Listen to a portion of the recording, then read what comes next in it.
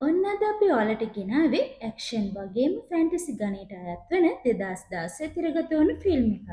මේ ඉන්නේ ෆ්ලොයිඩ්.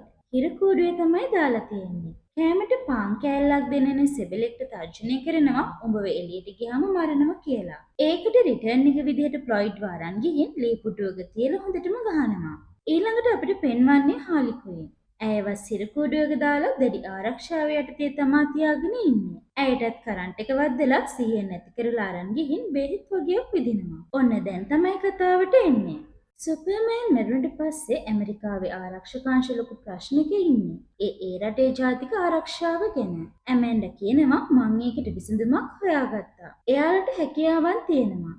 මෙයාලට කියන්නේ මෙටා හියුමන් කියලා. ඒ කියන්නේ මනුෂ්‍ය භාග. හැබැයි හිටපු සුපර්මෑන්ගෙන් කරදරයක් වුණේ නැතුවට ඊළඟ කෙනා එහෙම නොවෙන්න පුළුවන් කියලා කියනවා. මේ තමයි ටාස්ක් ෆෝස් X ව්‍යාපෘතිය. ඒකේ මුලින්ම ඉන්නේ ෆ්ලොයිඩ්. ඒ කියන්නේ ඩෙඩ් ෂොට්. කොළයට මිනී මරණ එක තමයි රාජකාරිය. ලෝකයේ වැඩියෙන්ම ඕන ඝාතකයා තමයි මෙයා. එයාට හම්බුණු කොන්ත්‍රාත් එකක තමයි ඉන්නේ. හැබැයි බැංකුවට සල්ලි දානකම් වැඩේ කරන්නේ නැහැ. බැංක් එකට සල්ලි වැටුණත් තප්පර 10ක් ඇතුළත ගාන ඩබල් කරනකම් වැඩේ වෙන්නේ නැහැ කියලා කියනවා. හිතා ගන්නකෝ එයාගේ දක්ෂතාවය, එයාගේ දුර්වලතාවය තමයි එයාගේ දුව. එයාව ප්‍රයෝජනෙට අරගෙන ෆ්ලොයිඩ්ව අල්ල ගන්නවා. ඇමෙන්ඩාගේ අනපරිදි වැඩේ කරන්නේ බැට්මෑන්. ඊළඟට ඉන්නේ හාලි ක්වීන්. ඇය තමයි ආකන් උන්මන්තකාගාරයේ ඉන්න ජෝකර්ගේ මනෝපදේශිකාව. ඇය උදව් කරනවා කියලා හිතුවත් එයා ආදරෙන් බැඳෙනවා ජෝකර් එක්ක. ඇයගේ උදව්වෙන් ජෝකර් හිරෙන් පැනගත්තත් ඇයට කරන්ට් එක වද්දලා පිස්සු වට්ටනවා. ගෝතම්වල රජු හා රැජින වෙන්නේ ඒ දෙන්න තමයි. හාලි ක්වීන්ට වචනයක් හරි කියන කෙනෙක්ට උරුම වෙන්නේ අවසානයේම තමයි. ඇයව අල්ලන වැඩේ බාර වෙන්නේ බැට්මෑන්ට. ඒ වැඩෙත් කොහොම හරි කරනවා. ඇයවත් ඩෙඩ් ෂොට් වගේම හිර කරලයි තියෙන්නේ. ලිස්ට් එකේ තුන්වෙනිට ඉන්නේ ඩිග හාක්නස්. ඔහු ගෙවල් බිඳීම් 98කට වගේම පහර දීම් වලට දක්ෂ පුද්ගලයෙක්. දවසක් දියමන්ති මංකෝලයක් අතරතුර ඔහු අල්ලගන්නේ ෆ්ලෑෂ් විසින්. ඊළඟ කෙනා තමයි පයෝ කෙනිස්. ඔහුට තියෙන හැකියාව තමයි මනසින් ගින්දර පාලනය කරන්න පුළුවන් එක. ඔහුව නම් කවුරුත් අල්ලගත්තේ නැහැ. ඔහුම තමයි ඇවිත් බාර වෙලා තියෙන්නේ. හිරකිතිරවන සටනකින් අනිත් අයව අලු කරලා දාන වීඩියෝ එකක් CCTV වල සඳහන් වෙලා තිබ්බේ මෙහෙමයි. ඊළඟට ඉන්නේ වැඩිය බලන්න ප්‍රිය පුද්ගලයෙක් නෙවෙයි. මෙයාට කියන්නේ කිලර් ක්‍රොකර් කියලා. මෙයාගේ හැම හැදිලා තියෙන්නේ කිඹුලෙක්ගේ වගේ. මෙයාවත් පොළොවට හිර කරලා ඉන්නේ. ඇයි කියනවා හොඳම කෙනා අවසානයේ වෙනකන් තියාගෙනයි තියෙන්නේ. ඒ තමයි ඕනම වෙලාවක ඕන තැනක ඉන්න පුළුවන් මායාකාරිය. පුරාවිද්‍යා වෛද්‍ය ජූන් මුන් කැලේ ගුහාවකට ගිය වෙලේ වැරදිලා තැනකට වැටෙනවා. එතන සෝදිසි කරද්දි තිබ්බ පිළිමයක ඉඳලා එළියට ආපු බලගතු මායාකාරිය ඇයට වැහෙනවා. ඒ ආත්මයේ නම තමයි එන්චාන්ට්‍රස්. ඇය ඉන්නේ ඩොක්ටර් මූන්ගේ ඇඟ ඇතුලේ. ඒ මායාකාරියගේ හදවත වෙන් කරලා ඒ ගුහාවෙම වලදාලයි තිබුණේ. ඒක හොයාගන්න කෙනාට මායාකාරියව පාලනය කරන්නත් පුළුවන් වෙනවා. ඉතින් ඒ ගුහාව සෝදිසි කරලා හදවතත් හොයාගන්නවා. මේ කණ්ඩායම මෙහෙවන්න දෙන්න බලාපොරොත්තු වෙන්නේ කර්නල් රික් බ්ලැක් කියන විශේෂ හමුදා සෙබළට. ඩොක්ටර් මෝන්න බලන්න බාර දෙන්නේ මෙයාටම තමයි. හැබැයි මේ දෙන්න ආදරෙනුත් බැඳෙනවා. ජාතික ආරක්ෂක කවුන්සිලේ රැස් වුණාට පස්සේ ඇමෙන්ඩා එයාගේ අදහස ඉදිරිපත් කළත් එතන ප්‍රධානියා එකට ඉඩ දෙන්නේ නැහැ. ඇය ඩොක්ටර් මෝන්ව නැගිට්ටවලා ඉස්සරහට අරගෙන එන්චාන්ට්‍රස්ව ගෙන්වලා පෙන්වනවා. ඇයව ගෙන්නලා මැජික් කරන්න ලෑස්ති වෙන්න එපා කියද්දි ඇයව යවලා ටෙහෙරාන් වල තියෙන ආයුධ අමාත්‍යාංශයේ සේප්පුවේ තියෙන ලෙජරේ ගෙන්නනවා. ඒකෙන් ඇයට මෙහෙයුම කරන්න අවසරත් ලැබෙනවා. ඇමෙන්ඩා කර්නල් රික් එක්ක යනවා ටීම් එකේ කට්ටියව හම්බ වෙන්න. හාලි ක්වීන්, කිලර් ක්‍රොකර්, පයෝ කෙනිස් වගේම ඩෙඩ් ෂොට්වත් හම්බ වෙනවා. ඩෙඩ් ෂොට්ව ගෙන්නලා තුවක්කු ගොඩක් තියලා තමුසේගේ වැඩ පෙන්වන්න කියලා කියනවා. ඒක දික් කරන්නේ එතන ඉන්න සෙබලෙක්. එයාලා හිතන් ඉන්නේ ඒවට දාලා තියෙන්නේ බොරු උණ්ඩ කියලා. ඒත් ඔහු පළවෙනි වෙඩිල්ල තියන්නේ අහසට. ඒකෙන් දැනගන්නවා ඒ වගේ තියෙන්නේ ඇත්තම උණ්ඩ කියලා. තුවක්කු ඔක්කොගෙන්ම ඉලක්කයේ එකම තැනට ඉතත් දක්ෂ ලෙස වෙඩි තියාගෙන යනවා. ඔවුන්ට වැඩ කරන්න නම් කොන්දේසි ටිකක් තියෙනවා කියලා ඒවා ටික කියනවා. ඊළඟට අපිට පෙන්වන්නේ ජෝකර්ව. එයාගේ පණිවිඩකරුවෙක් ආවහම අහනවා ඇය කොහෙද කියලා. ඇයව බ්ලැක් සයිඩ් එකේ හිර කරලා ඉන්නේ කියලා කියනවා. කර්නල් රික් සහ ඩොක්ටර් මූන් කාමරේ ඉද්දි එකපාරටම මායාකාරිය එනවා. තුවක්කුවත් තරන් ඇමෙන්ඩාට කෝල් කරන්න යද්දිම ඔහුව මායාවෙන් එක්කගෙන යනවා ඔහුගේ පෙම්වතිය හොස්පිටල් එකක මැරිලා ඉන්න දර්ශනයකට.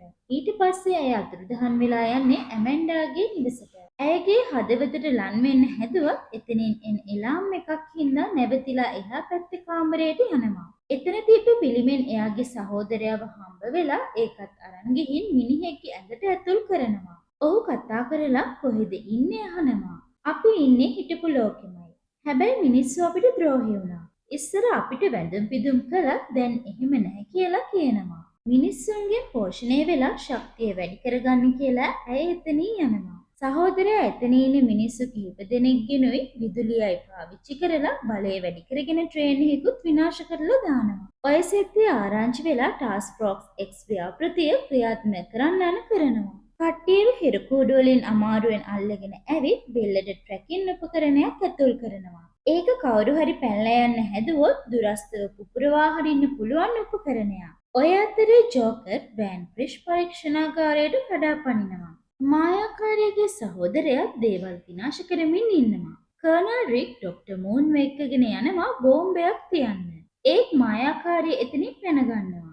ඇමෙන්ඩා ඇයව මරන්න කලින් සහෝදරයා ඇයට බලය දීලා ඇයව එන්චාන්ට්‍රස් බවට පරිවර්තනය වෙනවා. ඇයගේ හදවත හම්බ වෙනකම් මිනිස්සුන්ව විනාශ කරන්න ආයුධයක් හදන්න ගන්නවා. සහෝදරයාත් නගරය විනාශ කරනවා.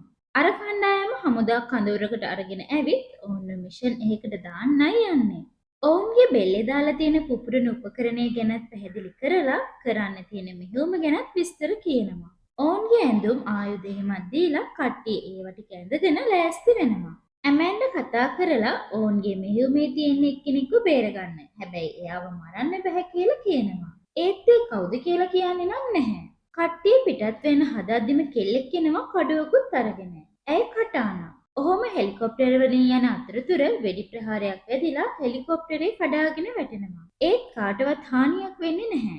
කට්ටියම ඉස්සරහට ගමන් කරද්දි දෙන්නෙක් කතා වෙනවා බෙල්ලේ දාලා තියෙන එක බොරුවක්. අපිව රවට්ටන්නයි කියන්නේ. අවස්ථාව ආපු ගමන් පැනලා යමු කියලා. ටික දුරක් ඇවිත් දෙන්න පැනලා යන්න හදද්දි පයෝකිනිස්ව කට්ටිය අල්ලගත්තත් අනිත් මිනිහා බිල්ඩින් එකට පැන ගන්නවා. ඒත් ඉතින් කර්නල්ගේ අතේ තියෙන දුරකථන ආධාරයෙන් ඔහුගේ බෙල්ල පුපුරවා හරිනවා. නැවතත් කට්ටිය ටික ටික ඉස්සරහට ගමන් කරනවා. ඔය අතරේ ඉස්සරහ අමුතු මිනිස්සු වගේක් ඉන්නවා දැකලා ඒ අයව මගහැරලා යන්න කතා වෙනවා.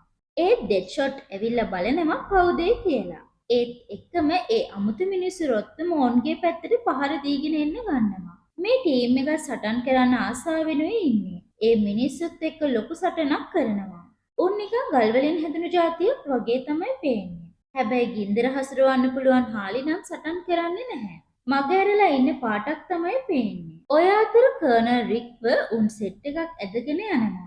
ඌ මැරුණොත් අනිත් උනුත් මැරෙන හින්දා ගිහිල්ලා ඌව බේරගන්නවා. අනිත් එන උන් ටිකත් ඔක්කොම මරලා දානවා. ඔය අතරේ හමුදා සෙබළු කීප දෙනෙක් අල්ලගෙන මායාකාරී ගාවට එක්කගෙන යනවා. ඇය ඕන් සිප ගන්නවත් එක්කම උන් අමුතු ජීවීන් බවට පත් වෙනවා. එහෙම තමයි ඒකිගේ හමුදාව හදන්නේ. ඔවුන්ගේ මෙහෙයුමේ ගලව ගන්න කට්ටියේ ඉන්න ගොඩනැගිල්ල පෙන්නනවා. ඒත් කවුද ඉන්නේ කියලා කියන්නේ නැහැ. ඔවුන් ගොඩනැගිල්ලට ඇතුල් වෙනවා.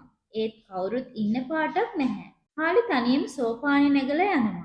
ඇයට මැසේජ් එකක් එනවා ජෝකර්ගෙන්. ඇයව ගන්න එනවා ළඟමයි ඉන්නේ කියලා. සෝපානේනොත් අමුතු ජීවීන් එනවා. ඇය ඕන්වත් මරලා දානවා. අනිත් අය එද්දී ඇය ඔක්කොම මරලා ඉවරයි. කට්ටියම ආයෙත් ගොඩනැගිල්ල සෝදිසි කරනවා. සේවලිමත් කඩාගෙන අමුතු ජීවීන් රොත්තක්ම එනවා. එතනත් ලොකු සටනක් කරනවා. උන් ආයෙත් කර්නල්ව අරගෙන යන්න හදනවා. කට්ටිය එකතු වෙලා එයාව ආයෙත් බේරගෙන උන්ට වෙඩි තියලා දානවා. ඉස්සෙල්ලා වගේම පයෝකිනිස් සටන් කරන්නේ නැතුව තමයි ඉන්නේ. ඩෙඩ්ෂොට් එක තේරිලා ඔහුට බැනලා ඔහුගේ මනස හදනවා ආයෙ සටන් කරන තැනට. ඔහුට ඒකට නම් හොඳටම තරහ යනවා. සතුරන්ට ගිනි තියලා පැත්තම විනාශ කරලා දානවා. අනිත් අය ඔක්කොම පුදුම වෙලා බලාගෙන ඉන්නවා. කට්ටියම අදාළ තැනට ආවත් ඇතුළට යන්නේ කර්නල් රික් විතරයි. මෙච්චර වෙලා මෙහෙයවපු ඇමෙන්ඩා තමයි මෙතන ඉන්නේ. ඇයව තමයි මේ මෙහෙයුමෙන් ගලව ගන්න හදන්නේ. එතනට එන්න එපා කිව්වොත් ඩෙඩ්ෂොට් නම් ඇතුළට එනවා. ඇමෙන්ඩා එතන වැඩ කරන කාර්ය මණ්ඩලය ඔක්කොටම වෙඩි තියලා මරලා දානවා. ඇමෙන්ඩා එළියට එනව දැක්ක ගමන් කට්ටියටම තරහ යනවා. කරදරයක් කළොත් කට්ටියගේම මරණය තමයි කියලා ඇය යනවා හෙලිකොප්ටරේ එන තැනට. ඒත් ඒකෙන් ප්‍රතිචාරයක් නැහැ. ඒක කොල්ල කාලා කියලා කට්ටිය වෙඩි තියන්න ගන්නවා. ඒකේ ඉන්නේ ජෝකර්. ඩොක්ටර් මූන්ව ගෙනියන්න තමයි ඇවිත් ඉන්නේ. ඇගේ බෙල්ලේ තියෙන එක අක්‍රිය කරලා ඇයව උඩට ගන්නවා. ළමයා නිදහස් කරන්න ඕනේ නම් ඇයට වෙඩි තියන්න කියලා ඩෙඩ් ෂොට් කියනවා. ඔහු වෙඩි තියලා ඇයව මැරුවා වගේ පෙන්නුවත් ටිකකින් ආයෙත් ඇය කෙලින් වෙනවා. ඔහු හිරුවට වගේ මට ඒක මගහැරුණා කියලා එතනින් යනවා. ඊට පස්සේ හමුදාවට අණ කරනවා හෙලිකොප්ටරේ විනාශ කරන්න කියලා. ප්‍රහාරයෙන් ගිනිගන්න හෙලිකොප්ටරයෙන් හාලි එළියට පැන්නත් අනිත් අයත් එක්කම හෙලිකොප්ටරේ වැටිලා විනාශ වෙනවා. ටිකකින් ඇමැන්ඩ වෙනත් හෙලිකොප්ටරයකින් නැගලා ගියත් ඒකටත් පහර දීලා ඇයව සිරපාරයට ගන්නවා. අකමැත්තෙන් උනත් ටීම් එකට ඇමැන්ඩව හොයාගෙන යන්න වෙනවා. මගදී හාලිත් ඔවුන්ට එකතු වෙනවා. ඇමැන්ඩ අල්ලගද්දී එතන තිබ්බ මායාකාරිගේ හදවතත් අරගෙනයි එන්නේ. ඒක ආපහු මායාකාරී අරගෙන ඇය සම්පූර්ණ වෙලා ඒකගේ බලය වැඩි වෙනවා. කට්ටිය හෙලිකොප්ටරේ ගාවට ගියත් එතන කවුරුවත් නැහැ කියලා දකිනවා. ඩෙඩ් ෂොට් එතන තිබිලා සීක්‍රට් ෆයිල් එකක් හම්බ වෙනවා. ඒකේ තියෙන්නේ මේ මෙහෙයුමේ විස්තර වගේම මායාකාරී ගැනයි. ඔවුන්ට ඒ ගැන කලකිරිලා මොනවා හරි බොන්න කියලා කියනවා. එතනදී කියනවා එල් ඩියබ්ලෝගේ කතාව. ගෙදරත් එක්ක සතුටින් උන්නත් හිටපු ගමන් ඔහු කරපු වැඩවලින් කට්ටිය මැරෙද්දි ගෙදරින් දෝෂාරෝපණය එන්න ගන්නවා. දවසක් හංගලා තියෙන සල්ලි වගේකුයි තුවක්කු වගේකුයි වයිෆ්ට අහුවෙලා ඒකට බැනලා ළමයිත් එක්ක ගෙදරින් යන්න හදනවා. ඒකෙන් ඔහුට තරහ පාලනය කරගන්න බැරුව එයාගේ ළමයිනුයි බිරිඳයි මැරෙනවා. එතනට කර්නල් ඇවිත් ෆෝන් එක කුඩු කරලා දාලා කට්ටියම නිදහස් කියලා ළඟ තියෙන ඩෙඩ් ෂොට්ගේ ළමයා වපු ලියුම් වගේකුත් දීලා යනවා. අවසාන මෙහෙයුමට කට්ටියම කැමැත්තෙන් එකතු වෙනවා. එතන ඉන්න ලොකු එකාව මුලින්ම මරන්න සැලසුම් කරනවා. පොළොවයට වතුරෙන් ගිහින් බෝම්බයක් පුපුරවලා ඒකව මරන්න තමයි හදන්නේ. මම ජීවත් වෙන්නේ පොළොව යට. ඔයාලා සංචාරකයෝ විතරයි කියන කිලර් ක්‍රොක මුලින්ම වතුරට පනිනවා. කට්ටිය ඉදිරියට යනවා. මියගේ සෙබළු දිගටම ඉන්නවා දකින්න පුළුවන්. අදාළ තැනට ලන් වෙලා හැංගිලා උන්නත් මායාකාරී ඔවුන්ට කතා කරලා එළියට එන්න කියනවා. ඔයාලට ඕන දේ මන් දන්නවා කියලා හිතින් එයාලා ආස දේවල් මිරිඟුවක් මවනවා. ඔවුන් එක මැඩපවත්වලා ඇය ඉන්න පැත්තට ගියත් මායාකාරී සහෝදරයාට කියනවා ඕන්න මරන්න කියලා. එක එක්කෙනා ඔවුන්ගේ හැකියාවෙන් සටන් කරනවා. ඔය අතරේ වතුර යටින් බෝම්බය හැකරන්න ගිය අයටත් අමුතු ජීවීන්ගෙන් ප්‍රහාරයක් එල්ල වෙනවා. පයෝකෙනස්ට හොඳටම තරහ ගිහින් අමුතු රාක්ෂයෙක් බවට පත් වෙලා ඔහුත් එක්ක සටන් කරනවා. ඔය අතර සහෝදරයව බෝම්බි තියෙන පැත්තට තල්ලු කරනවත් එක්කම බෝම්බය හයි කරලා පුපුරවා හරිනවා. සහෝදරයා ඒකෙන් විනාශ වෙලා යනවා. මායාකාරියගේ ආයුධය හදලා ඉවරයි. ඒකට බලය දීලා ලෝකේ තියෙන බලගතුම ස්ථාන විනාශ වෙලා යන ගමන් තමයි තියෙන්නේ. ඒව ලෝකයේ රහස් ස්ථාන උනත් ඇය ඇමෙන්ඩාට සම්බන්ධ නිසා ඇගේ රහස් ඔක්කොම මායාකාරිය දන්නවා. ඔය අතර මායාකාරී මේ සෙට් එක අතරට ඇවිත් ගහන්න ගන්නවා. ඇයට ෂණිකව තැනින් තැනට මාරු වෙන්න පුළුවන් හින්දා හැමෝගෙම උත්සාහයෙන් ව්‍යාර්ථ වෙලා යනවා. අමාරුවෙන් උනත් බේරි බේරි ඇයත් එක්ක දිගටම සටන් කරනවා. මේ සටන අතරතුර බෝම්බේ හයි කරන්න ගිය කිලර් ක්‍රොකර් වතුර යට ඉඳන් උඩට එනවා. ඔහුත් ඇවිත් ඇයව විසි කරලා දානවා. ඇය කියනවා මේ හොඳටම ඇති. ඔයාලට chance එකක් දෙන්නම් මාත් එක්ක එකතු වෙන්න නැත්නම් මැරෙන්න ලෑස්ති වෙන්න කියලා. හාලි කියනවා මම වැඩි එකතු වෙන්න කැමති නම් නැහැ. ඒත් මට මගේ පුඩින්වත් නැති වුණා. මං ඔයාට එකතු වෙන්නම් කියලා. මායාකාරී කියනවා මං ඔයාට පුඩින්වත් ගෙනත් දෙන්නම්. මට හිස නමලා වැඩ කරන්න විතරයි තියෙන්නේ කියලා. දෙන්නම ටික ටික ලම් වෙලා හාලි ඇය ඉදිරියේ දන ගහන ගමන් කියනවා ඒත් උඹ මගේ යාළුවෝ මැරුවනේ කියලා. ඒත් එක්කම බිම තියෙන කඩුව අරන් මායාකාරිගේ පපුව පළලා හදවත ආයෙත් එළියට ගන්නවා. අනිත් අයත් ඇයගේ උදව්වට එනවා. ඩෙඩ් ෂොට්ගේ තුවක්කුව අරන් ඔහුට විසි කරද්දී කිලර් ක්‍රොකර් ඩයිනමයිට් වගේක් යන්ත්‍රය පැත්තට විසි කරනවා. මායාකාරී ඔවුන්ට වෙනත් දර්ශන පෙන්නලා මුලා කරන්න හැදුවොත් ඩයිනමයිට් ටිකට වෙඩි තියලා යන්ත්‍රය විනාශ කරලා දානවා. කටාන මායාකාරිය මරන්න හදතිම කර්නල් ඇයව නවත්තලා එයාගේ කෙල්ලව ආපහු ගෙනත් දෙන්න. නැත්නම් හදවත විනාශ කරනවා කියලා කියනවා. ඇයව ආපහු ගේන්න බෑ. පුළුවන් නම් හදවත විනාශ කරන්න කියද්දිම ඔහු ඒක විනාශ කරලා දානවා. මායාකාරීත් මෙල්ල වැටෙනවා. ඔහු බලාපොරොත්තු සුන් කරගෙන ආපහු හැරුණත් ජෝන් ආපහු යහතින් නැගිටිනවා. කට්ටියම සතුටින් විසිරීලා යන හදද්දි ඇමන්ඩා ඉස්සරහට එනවා ෆෝන් එකත් අරගෙන. අපිව දැන් නිදහස් කරන්න කියලා කියද්දි එයාගේ සිර දඬුවම අවුරුදු 10කට අඩු කරලා දෙන්නම් කියලා කියනවා. ඒ වගේම ඔවුන්ට ඔවුන්ගේ පොඩි පොඩි ඉල්ලීම් ටිකක් ඉටු කරලා දෙන ගමන් ආයෙත් හිර කූඩුවට දානවා. ඔය එන්න අතරේ බිල්ඩිම කඩාගෙන කට්ටියක් එනවා කාලි බේරගන්න. ඒ එන්නේ ජෝකර්. ඔහුත් මැරිලා නම් නැහැ. තවත් මේ වගේ ලස්සන කතාවකින් හමු වෙන බලාපොරොත්තු වෙන අදට අපි ගිහින් එන්න. ලයික් එකක් දාලා අපිව සබ්ස්ක්‍රයිබ් කරන් යන්න අමතක කරන්න එපා.